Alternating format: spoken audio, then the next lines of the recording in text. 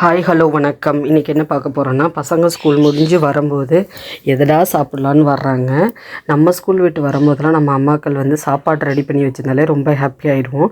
But இப்போ ஒரே மாதிரி இல்லாமல் டிஃப்ரெண்ட் வெரைட்டியாக எதிர்பார்க்குறாங்க. இன்றைக்கி நான் பண்ணதான் நார் வச்சு சூப் நூடுல்ஸ் பண்ணேன். ஆனால் ஃப்ரெஷ் வெஜிடபிள்ஸ் கட் பண்ணி கொஞ்சம் நேரம் வேக விட்ட பிறகு அதை பண்ணேன்.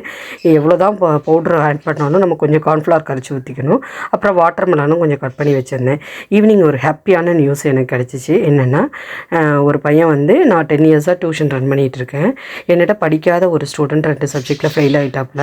அவங்க அப்பா வந்து எப்படியாவது இதை பாஸ் பண்ண வச்சுருங்க அப்படிங்கிற மாதிரி சொன்னாங்க.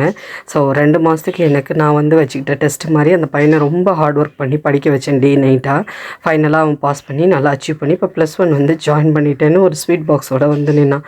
எனக்கு ரொம்ப என்னோடய ஹார்ட் ஒர்க்குக்கு கிடைச்ச ஒரு அச்சீவ்மெண்ட்டாக எடுத்துக்கிட்டேன். நம்மளோட படித்த படிப்பை வீணாக்காமல் ஹெல்ப்ஃபுல்லாக இருக்கும்.